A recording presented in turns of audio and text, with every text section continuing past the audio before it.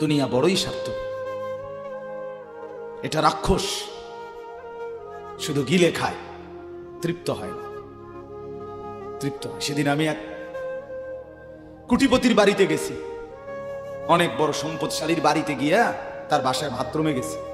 দেখি যে বাথরুমের যে দরজার যে সিটকারি লাগায়, তো সিটকারিটা আছে, কিন্তু সিটকারিটা যেটার মধ্যে লাগাই ছোট্ট বল্টু একটা, এটার মধ্যে লাগাই যেটার মধ্যে আর এটা নাই, লাভ হলো কি, এটা কি মধ্যে লাগাই, কথা বুঝছেন না আপনি? লকটার এই ছোট ইয়াটা যেটার মধ্যে লাগাই আর এটা নাই। তা আমি বের হয়ে বললাম, হা ভাইয়া, এরই নাম দুনিয়া। দুনিয়া এমন একটা না একটা থেকেই যায়, সব চাহিদা সব প্রয়োজন পূরণ হয় না,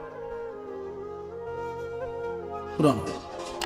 আপনার লাশ যেদিন জানাজা হবে সেদিনও আপনার ঘরের হাজারো প্রয়োজন বাকি থেকে যাবে, বাকি থেকে। পৃথিবী হাসবে ঠিকই, সিএনজিও চলবে, অটোও চলবে, সূর্য ডুববে, চাঁদও উঠবে, রাতও শেষ হবে, দিনও আসবে, কেউ থামবে না আপনার জন্য। আপনি শুধু চলে যাবেন একা কবর, কেউ থামবে না, এরে বাপ, কেউ থামবে না। ছেলেরা আজকে বন্ধুর পাল্লায় পড়ে নষ্ট হয়ে যাচ্ছে। আহ, সমবয়সী বন্ধু তোমার উলঙ্গ ছবি দেখায়া, নর্তকী দেখায়া শেষ করে দিল, তুমি বুঝলা না। সমান সমান বন্ধু একসাথে তোমার জুয়ার আড্ডায়, মদের আড্ডায়, নারীর আড্ডায়। আহ, আফসোসের, ভাবতেই শিখেন একজন মানুষ সুস্থ স্বাভাবিক, একজন সতেজ সবল মানুষ, সে কেমনে এত বোকা, নিজেকে ধ্বংস করে। আমি যখন এখন এই মাত্র যে দিদি আসতেছিলাম গাড়ি দিয়া, একটা ছেলে প্রতিবন্ধী, ছোট একদম প্রতিভা, সে দাঁড়াইয়া রয়েছে মাঝখানে, মানে গাড়ির হরনও বুঝে না, কিছুই বুঝে না। পরে আরেকটা ছেলে ধরে তার এক পাশ করে দেওয়াতে তারপরে আমার গাড়িটা আসছে এই এখানে। এই ছেলেটা তো অবুঝ হইতে পারে, এই ছেলেটা তো প্রতিবন্ধী, সে তার ভালো মন্দ বুঝে না। কিন্তু তুমি ছেলে সুস্থ সবল স্বাভাবিক যুবক, তুমি কেমনে নিজের ভালোটা বুঝো না? তুমি কেমনে নিজের ভালোটা বুঝো না বলে? এত মানুষের জানাজা, কবরস্থান নাই এমন কোন এলাকা আছে বলেন? আপনাদের মহল্লায় কবরস্থান নাই? আপনারা কোনোদিন জানাজা পড়েন নাই? আপনারা লাশ দেখেন নাই? তাহলে জলজ্জান্ত মানুষ আজকে কবরে। জনাব হযরত মাওলানা আব্দুল বারী সাহেব, আমার তো পুরা মনে আছে, কত সময় আমার কতদিন বয়ান একসাথে দেখছি, বসছি, কথা বলছি। কোথায় হারিয়ে গেলেন? কোথায় চলে গেলেন? এইভাবে পরিচিত চেনা মানুষগুলো প্রতিদিন হারিয়ে যায়, কবরে চলে যায়। এরপরও কি আমার কলিজার ভিতরে একবারও এই হয়েছিল বেটা আহাম্মক কোথাকার বেটা? জিন্দেগিটাই ছবি, জীবনটাই ছবি, একেবারে যেটা পাও।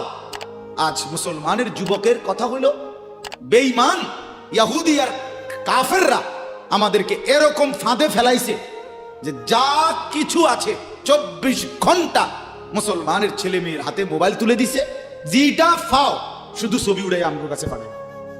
এটা কুত্তা হোক, বিলাই হোক, শুকর হোক, মানুষ হোক, গরু হোক, ছাগল হোক, হুজুর হোক, পাবলিক হোক, বেড়া হোক, বেড়ি হোক, জোয়ান হোক, বুড়া হোক, যেটা পাও শুধু ছবি উড়াও। জিন্দেগির কাজে একটা। আহ, হায় হায় বাপ, তোমরা বুঝো না, বেঈমান তোমাদেরকে বেঁধে ফেলছে,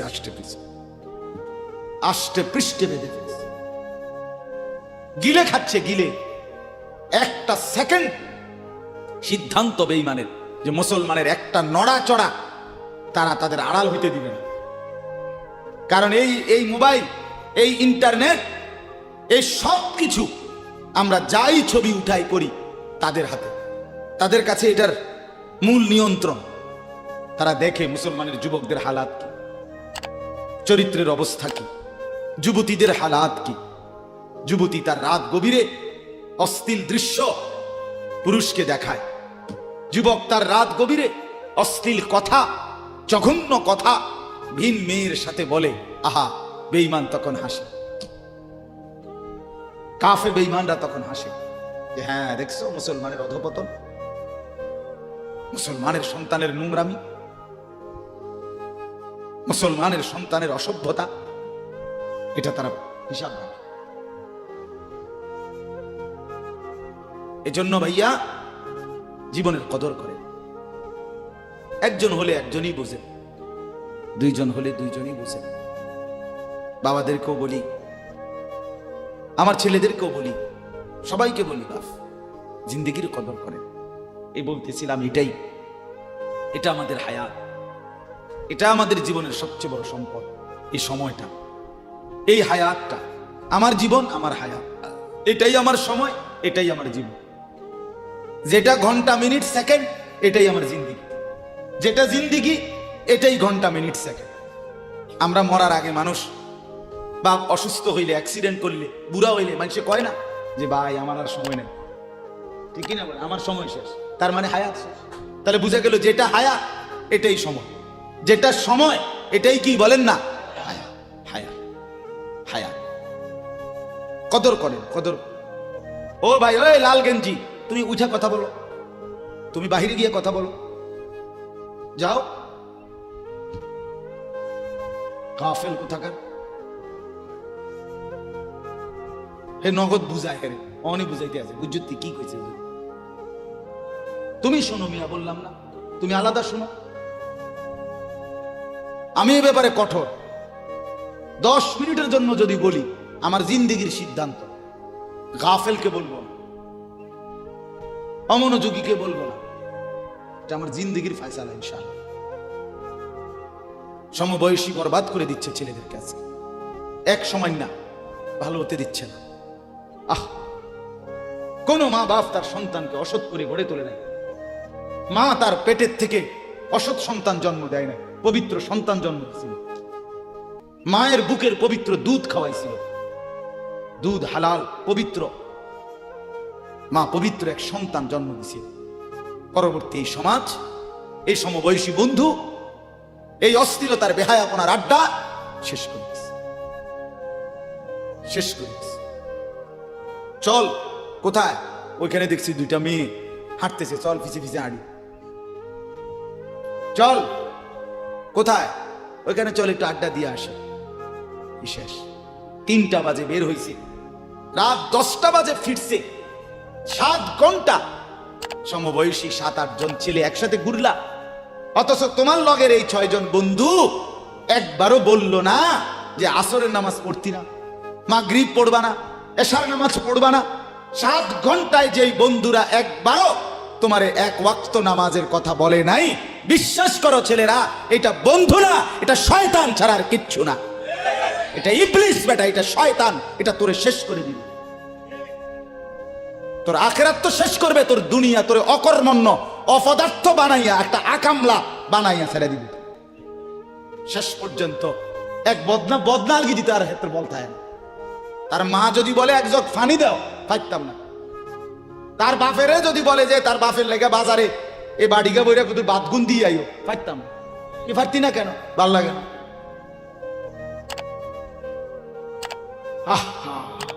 গুনাহ, অশ্লীলতা, বেহায়াপনা, উলঙ্গপনা শেষ পর্যন্ত এরকম অপদার্থ বানায়, অকর্মণ্য বানিয়ে দেয়।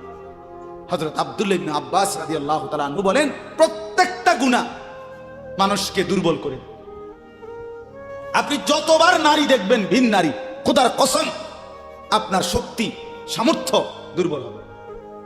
জিনা, ব্যভিচার, মদ, জুয়া, সুদ, ঘুষ, অশ্লীল দৃশ্য, নাচ, গান আপনাকে দুর্বল বানাবে। সাওয়াদান ফিল ওয়াজহ, চেহারা কালো করে দিবে। জুলমাতান ফিল কলব, অন্তর অন্ধকার করে দেবে। ওয়াহানান ফিল বাদান, শরীর দুর্বল করে দিবে। দাইকান ফিল রিজক, রিজিক সংকীর্ণ করে দিবে।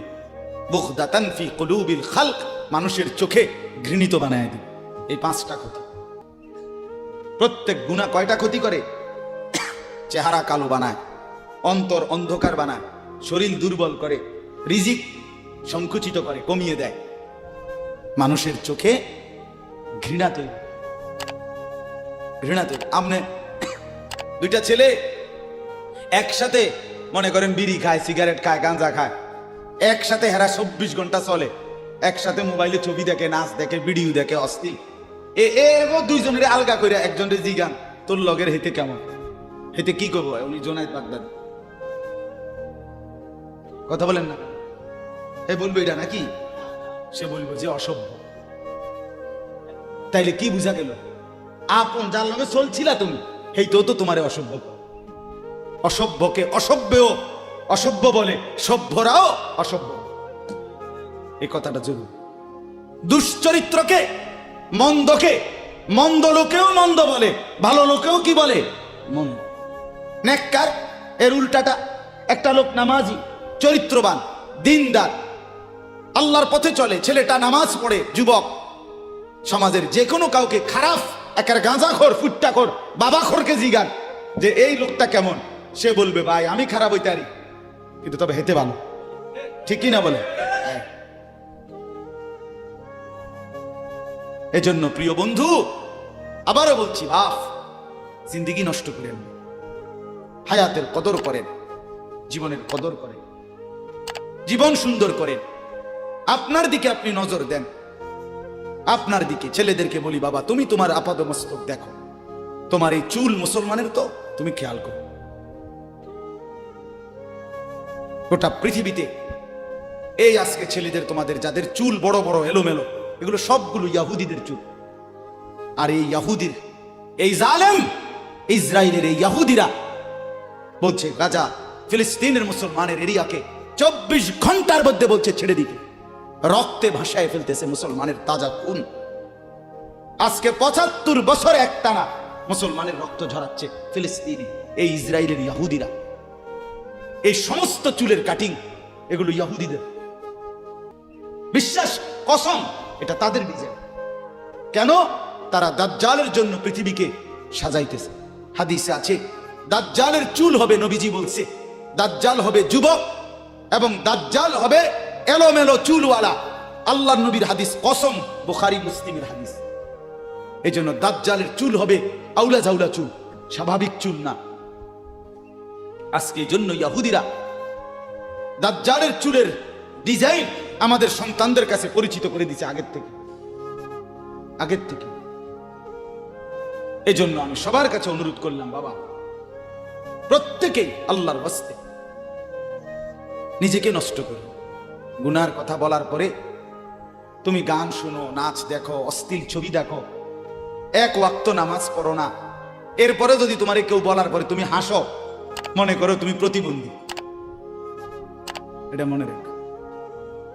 মানে তোমার গায়ে কিছু লাগলো না, এটা কিছুই মনে হলো না, হায় হায় আমি উলঙ্গ ছবি দেখি, একটা সেজদা দেই না, কোনোদিন 1 বছরে কোনোদিন আমি ফজরের নামাজ পড়ি নাই, এরপরে যদি কেউ বলার পরে তোমার মনে মুখে হাসি হয়, এতে হাসে, তো বুঝতে হবে এটা মানসিক সমস্যা।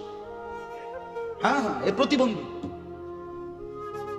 এ মাতাল, অসুস্থ।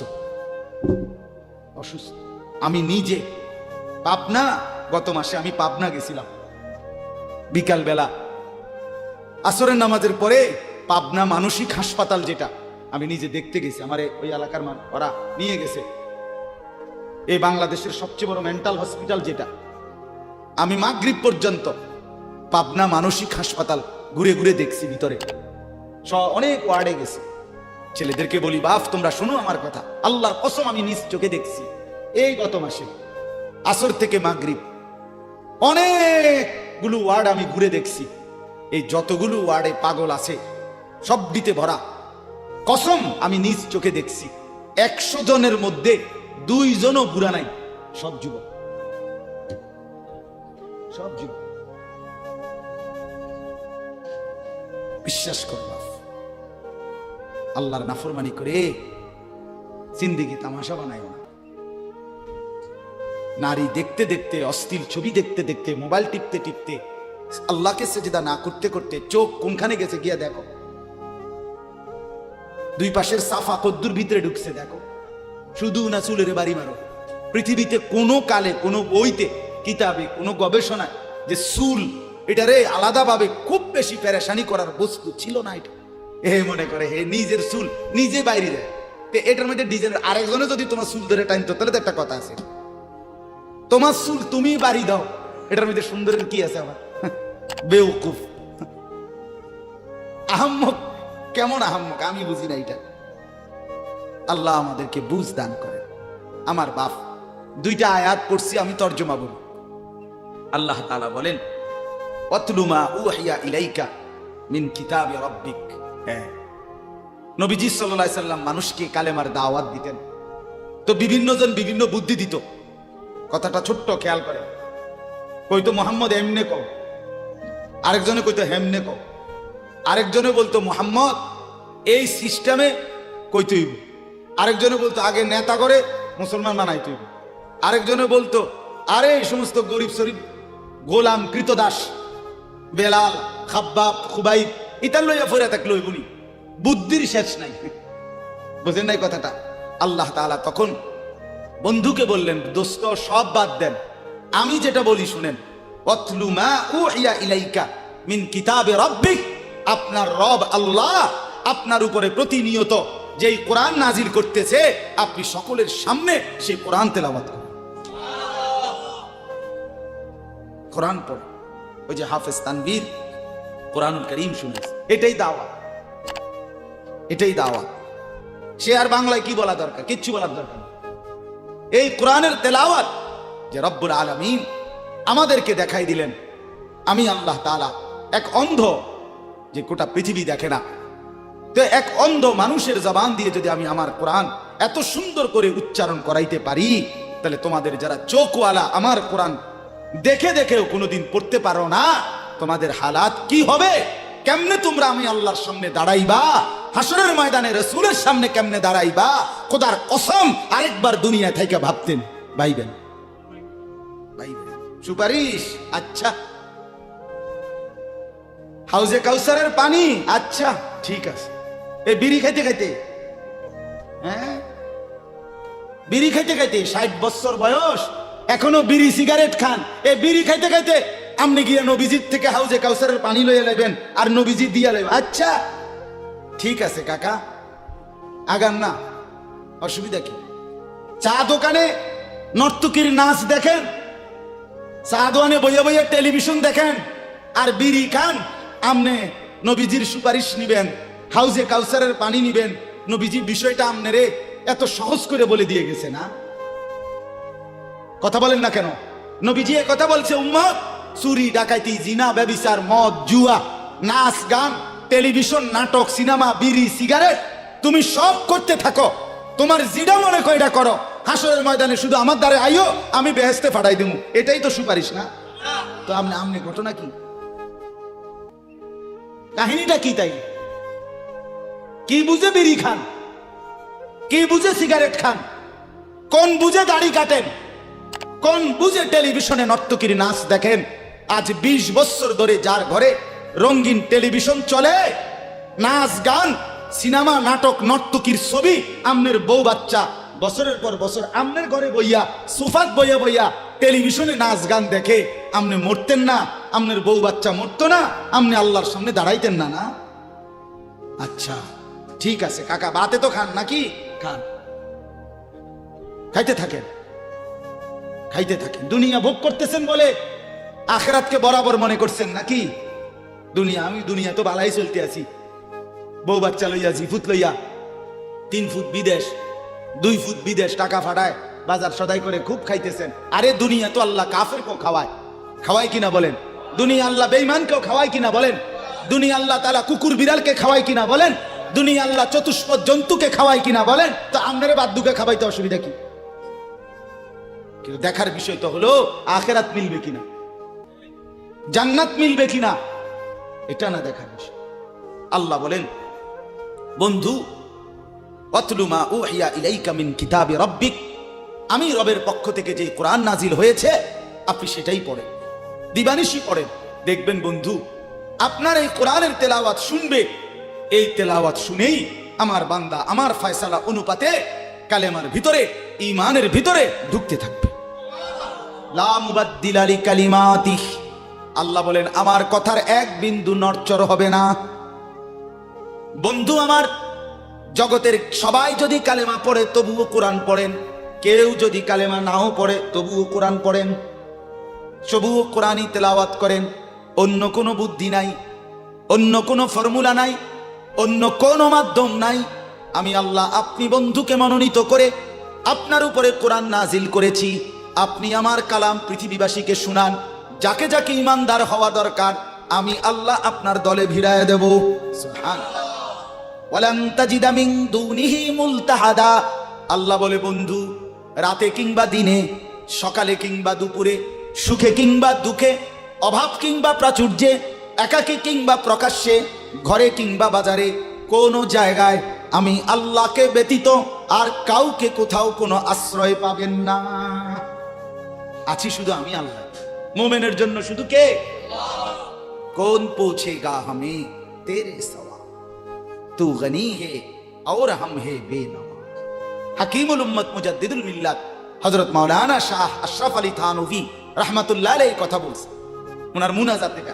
তো উনি বলতেন মুনাজাতের মধ্যে, আল্লাহ কোন পৌঁছেগা হামে তেরে সওয়া। আপনাকে বাদ দিয়ে আমনারে ছাড়া আমগরে জিগায় কে? আমগরে জিগায় কে? কে আমগো খবর নিবে? কে মুসলমানের খবর নিবে? মুমিনের সহায় শুধুই কে? ওয়া আলাল্লাহি ফালিয়াতাওয়াক্কালিল মুমিনুন। আল্লাহ বলে মুমিনের উচিত কেবলই আল্লাহর উপরে ভরসা করা। কার উপরে ভরসা করা? হ্যাঁ।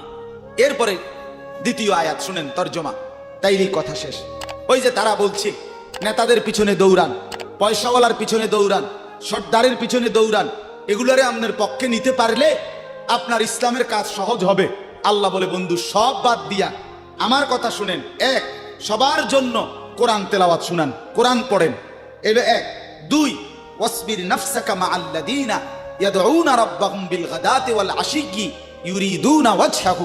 আর আল্লাহ বলে, বন্ধু, সকাল সন্ধ্যা দিবা নিশি আমার সন্তুষ্টির জন্য যারা আমাকে ডাকে, সেজদা করে, গোলামি করে, বন্দিগি করে, আপনি কেবল আপনাকে তাদের সাথেই মিলাইয়া রাখেন। এবার গরিব না ধনী, সম্পদওয়ালা না সম্পদশালী, সুস্থ না দুর্বল, কিচ্ছু দেখেন না। সেজদা করে যে তাকে সঙ্গী বানান, তার সঙ্গী থাকে। আমাকে যে ডাকে, আমার গোলামি যে করে, ও এতেরে লইলে ভালো হইব, হেতেরে লইলে ভালো হইতাম থো না। আপনি লইবেন কারে? আমারে ডাকে যায়। কথা বুঝছেন না? সে একদমই দুর্বল। এরপরে আল্লাহ বলেন, ওয়ালা তাদু আইনাকা আনহুম তুরিদু জিনাতাল হায়াতিদ দুনিয়া। বড় নেতা, বড় মালওয়ালা, বড় সর্দার, বড় ক্ষমতাওয়ালা, বড় পয়সাওয়ালা, তারে লইলে দুনিয়ায় খুব ঠাটবাট দেখা যাবে, শান শৌকত দেখা যাবে। এই লোভে, এই আশায়, এই ইচ্ছায় আপনি এই দুনিয়াদারদের দিকে ফিরাও চাইেন না। আল্লাহ নিষেধ করছে, ফিরাও তাকাইয়েন না। ওয়ালা তুতি মান আগফালনা কলবাহু আন যিকরিনা ওয়াত্তাবা হাওয়াহু ওয়া কানা আমরুহু ফুরুতা। আল্লাহ বলে, তিনটা ত্রুটি যার, তার সাথে কখনোই চলবেন না। এক, যার অন্তর আমার স্মরণ, আমার জিকির, আমার বন্দিগি থেকে খালি। দুই, যে সব কাজে নিজের মন মতো চলে। তিন, যে গুনাহ এবং নাফরমানির ক্ষেত্রে সীমা লঙ্ঘন করে।